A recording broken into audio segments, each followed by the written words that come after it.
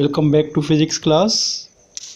I am Hemant Shukla and students, today we are going to start with a new topic, continuous charge distribution, and after that Gauss law. When charges are in group and distance between the charges is very small, then this charge distribution is known as continuous charge distribution, and there are of three types. One is linear charge distribution. If charge is distributed in a thin wire, straight thin wire, then this is linear charge distribution.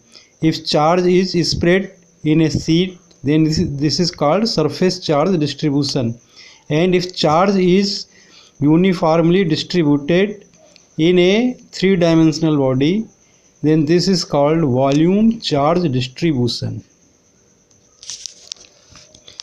Suppose this is a thin wire or very thin rod of length L, and Q charge is distributed uniformly along its length. Then there is a new term, linear charge density. Charge per unit length is known as linear charge density. It is represented by lambda.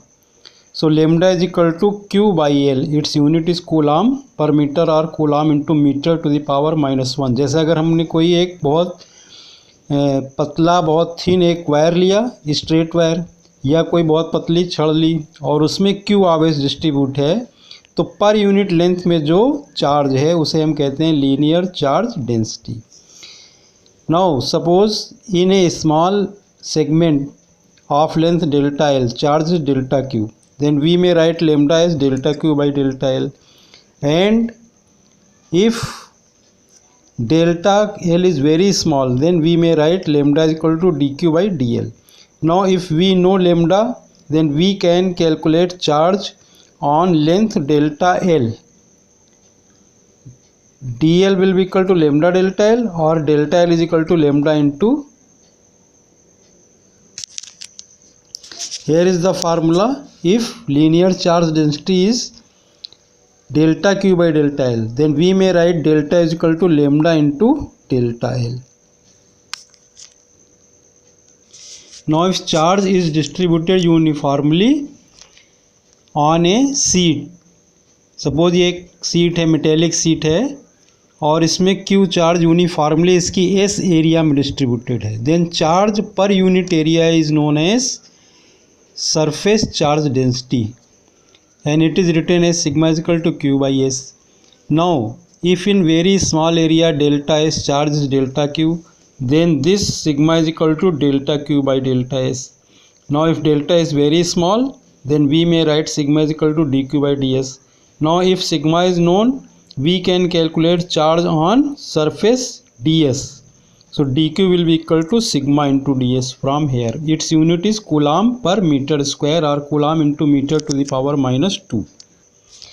Now if charge is distributed uniformly in a certain volume, this is a three-dimensional body, then charge per unit volume is known as volume charge density. It is written as rho is equal to Q by V. Its unit is coulomb per meter cube, or coulomb into meter to the power -3. Here for small volume delta Q, rho is equal to delta Q by delta V. Now if delta V is very small, then rho is equal to dq by dv. From here we may write dq is equal to rho into dv.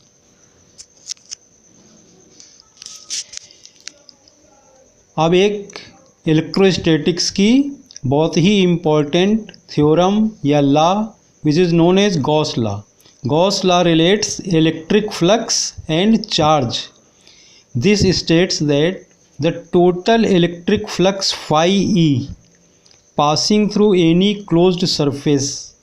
Closed surface means जैसे कोई spherical body है तो ये closed surface कहलाएगी. जैसे football है, football क्या है, closed surface है. तो passing through any closed surface is equal to 1/epsilon naught times the net charge Q enclosed by the closed surface. जैसे किसी क्लोज सरफेस के अंदर क्यू चार्ज है तो उससे जो निकलने वाला इमर्जिंग इलेक्ट्रिक फ्लक्स है वो इस क्यू का Q divided by epsilon naught होता है. This is written here phi is equal to Q by epsilon naught. Now you know that we have calculated phi passing through given area with the help of formula summation E dot delta S. So phi is equal to summation E dot delta S, and this E dot delta S is equal to Q by epsilon naught. In integral calculus form we may write it like this: phi is equal to integration over the whole surface E dot ds. This is equal to Q by epsilon naught. So Gauss law relates flux and charge. Now we will prove this Gauss law with the help of Coulomb's law. According to Coulomb's law, if suppose plus q charge is kept here and plus q naught charge is kept at a distance r, this q naught has not been shown here, यहाँ दिखलाया नहीं है, लेकिन suppose यहाँ q naught charge है तो उनके बीच जो फोर्स लगती है, बल लगता है, वो कितना होता है 1/4 पाई epsilon naught into q naught by r square. Now electric field intensity E is equal to F by q naught. So from here and here this E will be equal to 1/4 pi epsilon naught q by r square. So then suppose plus q charge is placed at the center of a sphere of radius r. This is a hollow sphere. You may imagine that this surface is imaginary. So electric field intensity on the surface of a sphere, since this point is at a distance r, this will be equal to 1/4 pi epsilon naught q by r square. Now take a small area element ds on the surface of this sphere. Now direction of ds is perpendicular to this surface, क्योंकि area की direction plane के perpendicular होती है, और direction of electric field intensity is along this direction. So a small electric flux passing through this small area ds, d phi will be equal to E dot ds. This is E ds because angle between E and ds is 0 degree and cos 0 is 1. Now flux passing through whole area of the sphere, whole surface. तो whole surface कैसे मिलेगी? ये small ds सब add कर दें तो surface हमें whole surface मिल जाएगी. तो this will be equal to with the help of this formula phi is equal to integration over the whole surface E D S, as E same at any point of the sphere. इस sphere के किसी point पे जाएंगे ई की value यही रहेगी. क्यों? क्योंकि इस पॉइंट की डिस्टेंस ओ से आर ही रहती है. We can take out this term E outside this integration, and integration ds is equal to 4 pi r square because area of the sphere is 4 pi r square. So phi is equal to 4 pi r square into E. Now from first equation phi is equal to E is equal to 1/4 pi epsilon naught q by r square. Substitute value of E here and you will get phi is equal to 1/4 pi epsilon naught q by r square for E into 4 pi r square. 4 pi r square and 4 pi r square terms cancel each other and phi is equal to q by epsilon naught, which is Gauss law. So we have proved this Gauss law with the help of Coulomb's law. Now with the help of Gauss law we can calculate electric field at any point due to uniformly distributed continuously charge. What we do, we surround the charge distribution by appropriate symmetrical Gaussian surface.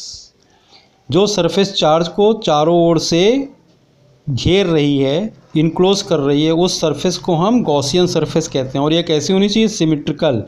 ये जब आगे अभी आप और पढ़ेंगे इसके application तो symmetrical term clear हो जाएगा. Gauss law is true for any closed surface. जैसे सपोज सरफेस स्फेरिकल नहीं भी और इसके अंदर दो चार्ज हैं Q1 और Q2 हैं, तो यहाँ पर भी गॉस लॉ अप्लाई होगा. यहाँ पर जैसे चार्ज प्लस Q1 है या चार्ज प्लस Q2 बाहर है, आउटसाइड दिस क्लोज सरफेस है, तो जो फ्लक्स का कंट्रीब्यूशन होगा केवल जो इनसाइड चार्ज है उसी से होता है. As you may see here in figure first, flux will be equal to Q1 plus Q2 by epsilon naught. In this figure, flux will be equal to Q1 plus Q2 plus Q3 by epsilon naught. In this figure, one charge is positive and other is negative, so phi will be equal to Q1 minus Q2 by epsilon naught. Now applications of Gauss law. Electric field due to an infinitely long straight uniformly charged wires. Suppose हमारे पास एक बहुत बड़ा charge wire है जिसकी length बहुत ज़्यादा है. यहाँ इनफाइनाइट से मतलब नहीं कि चार्ज इनफाइनाइट को, जो पॉइंट है जहाँ हम इलेक्ट्रिक फील्ड कैलकुलेट कर रहे हैं, if that point is very near to charged wire, then wire will act for that point as a infinite wire. यहाँ देखें कि ये बहुत लंबा एक तार है, वायर है एक बहुत ज़्यादा लेंथ का, यहाँ कटा हुआ. This shows that wire is of infinite length. और इसके पास में एक पॉइंट पी है, यहाँ में इलेक्ट्रिक फील्ड इंटेंसिटी कैलकुलेट करनी है इससे आर डिस्टेंस पे. तो पहले में देखेंगे इलेक्ट्रिक फील्ड की डायरेक्शन वायर से आउटवर्ड होगी, ये हम पहले प्रूफ कर रहे हैं. देखें वो पॉइंट से डीएल डिस्टेंस ऊपर यहाँ पर एक छोटा स्मॉल लाइन एलिमेंट लिया, इस पर चार्ज कितना होगा, D Q will be lambda into D L. तो इलेक्ट्रिक फील्ड की डायरेक्शन इधर होगी, this is away from charge. ऐसे ही ओ से डाउनवर्ड डायरेक्शन में एक डी एल लेंथ ली जिसकी ये डिस्टेंस सेम है. तो due to this charge element E की डायरेक्शन इधर होगी. एक डायरेक्शन ये है, एक डायरेक्शन ये है, इसके म्यूचुअली परपेंडिकुलर कंपोनेंट किए तो जो ये कंपोनेंट है जो अभी आप देखेंगे साइन थीटा कंपोनेंट है, ये कैंसिल कर देगा. तो फील्ड की नेट डायरेक्शन इधर आएगी. As you may see in this figure, E1 sin theta and E2 sin theta, they will cancel each other. Now E1 and E2 are equal in magnitude because this distance and this distance is same. So component of this along this direction E1 cos theta and component of this E2 along this direction E2 cos theta, they will add. So net field is along this direction. Now what we will do, we will enclose L length of this wire through a cylindrical Gaussian surface. क्यों? क्योंकि cylindrical Gaussian surface symmetric है इसके about. यहाँ इस wire, ये जो wire है इस सिलेंडर के एक्सिस के लॉन्ग है, तो सिमेट्रिकल से हमारा मतलब ये है कि इससे आर डिस्टेंस जब लेंगे तो हर जगह फील्ड कैसी आएगी, इस कर्व्ड सरफेस पे फील्ड की वैल्यू सेम आएगी. तो इस फील्ड को कैलकुलेट करने के लिए हम क्या करते हैं, पहले इस कर्व्ड सरफेस में एक डीएस एलिमेंट लिया, इसके एरिया की डायरेक्शन इधर है. इलेक्ट्रिक फील्ड आउटवर्ड डायरेक्शन में, एरिया और डीएस इलेक्ट्रिक फील्ड की डायरेक्शन सेम है, तो E dot D S will be equal to E D S. Hair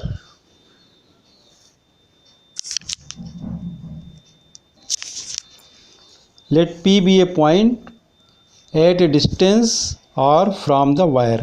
Draw a coaxial Gaussian surface cylindrical through the point for an area element taken on the surface.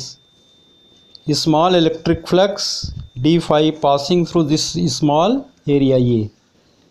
ये जो curved surface है इसमें flux पहले calculate कर रहे हैं. ये बहुत सिंपल है, केवल हमने फार्मूला क्या लगाया है, flux is equal to electric field intensity into area. So D phi is equal to E D S आ जाएगा, क्योंकि ई डॉट डी एस में कॉस थीटा कितना है, 0 डिग्री है. अब जो hence the electric flux through the cylindrical Gaussian surface. अब सिलेंडर का पूरा एरिया, कर्व्ड सरफेस का एरिया क्या होता है, 2 पाई आर एल. ये हमें फार्मूला पता है मैथमेटिक्स से. तो फाई हो जाएगा, ई टर्म बाहर इसलिए निकाले क्योंकि ई सब जगह सेम है कर्व्ड सरफेस में. तो ये कर्व्ड सरफेस से पास होने वाला फ्लक्स ई इंटू 2 पाई आर एल है. अब यहाँ देखें, जो ये प्लेन सरफेस है इसमें ई की डायरेक्शन इधर और एरिया की डायरेक्शन परपेंडिकुलर. तो प्लेन जो सरफेस है इनसे पास होने वाला फ्लक्स 0 हो जाएगा. ऐसे यहाँ ये जो थर्ड सरफेस इससे भी पास होने वाला फ्लक्स 0 हो जाएगा. तो फ्लक्स जो इससे पास हो रहा है और जो फ्लक्स इससे पास हो रहा है प्लेन सरफेस से, इनको कैप्स कहते हैं सिलेंडर की, ये दोनों जीरो हो गए। अब जो नेट फ्लक्स है वो ये प्लेन सरफेस और कर्व सरफेस से पास होने वाला जो टोटल फ्लक्स है टोटल फ्लक्स होगा। So the flux through the plane ends of the surface is zero because E and DS are at right angles. So total flux phi is equal to 2 pi RL into E plus 0 plus 0. Now charge enclosed by this curved surface by Gauss law क्या है, Q by epsilon naught, और Q कितना हो जाएगा L length में, lambda L, because linear charge density जो है wire की वो लेमडा है, तो Q हो जाएगा लेमडा L। तो जो total flux by Gauss law जो टोटल फ्लक्स बाहर आ रहा है वो कितना है, lambda L by epsilon not, ये गॉस लॉ से है। और ये हमने किस फार्मूले से कैलकुलेट किया है, E into A electric field intensity and area, और ये गॉस लॉ से है।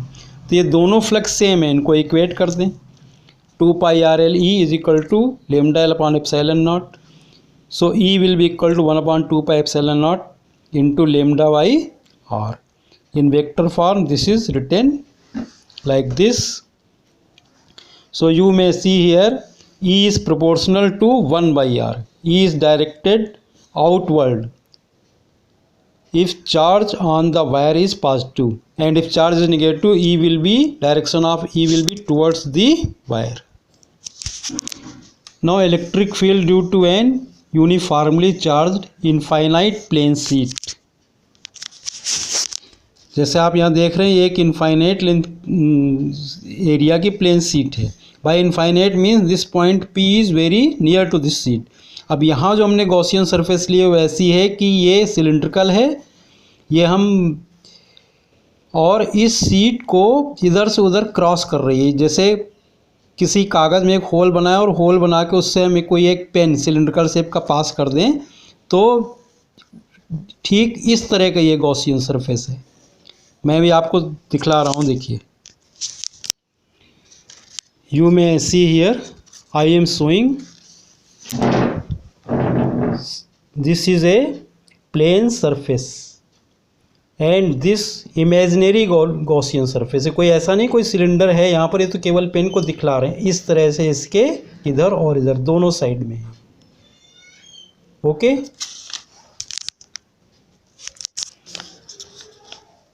तो now let sigma be the uniform surface charge density, means charge per unit area is sigma, and area of this plane circular surface is S.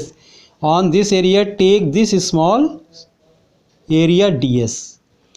So electric field due to this charge sheet is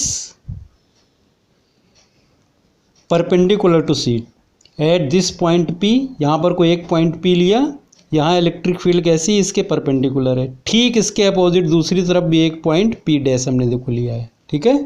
यहाँ भी field की direction इधर है।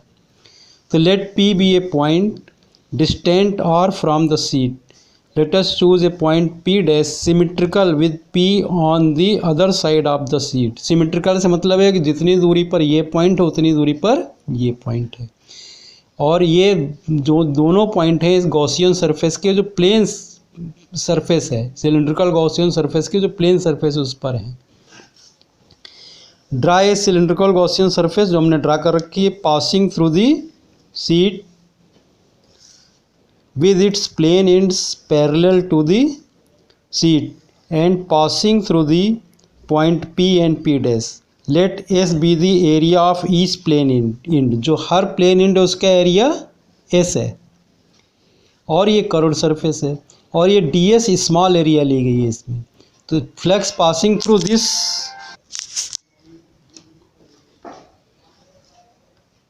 The area of each plane end E at all points on the either side near the sheet is perpendicular. देख रहे हैं यहाँ जो इस एरिया के परपेंडिकुलर है ये इलेक्ट्रिक फील्ड, और एरिया के डायरेक्शन को प्लेन के परपेंडिकुलर होती है। तो ई और डी एस सेम डायरेक्शन में, तो जो स्मॉल d5 फ्लक्स होगा इस छोटे से एरिया से वो ई डी एस हो जाएगा, इधर भी ई डी एस और इधर भी ई D S.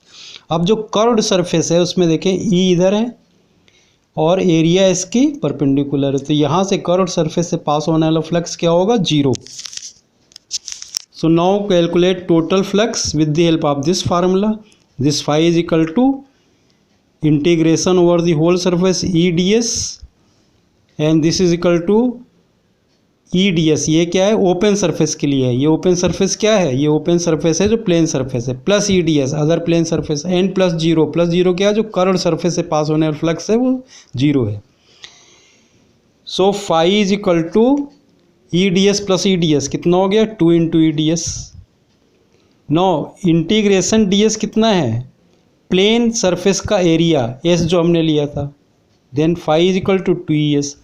Now by Gauss law phi is equal to Q by epsilon naught and Q is equal to sigma S. So Q is equal to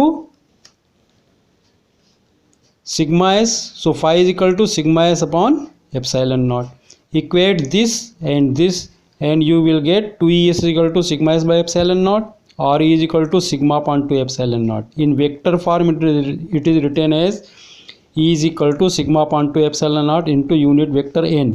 Now here direction of field is perpendicular to sheet and field is uniform, field lines are parallel to each other, but this field does not depend on R because as we move away from the sheet more and more charges comes into field of view. In next video we will prove Coulomb's law with the help of Gauss law and we will calculate electric field due to a uniformly charged sphere.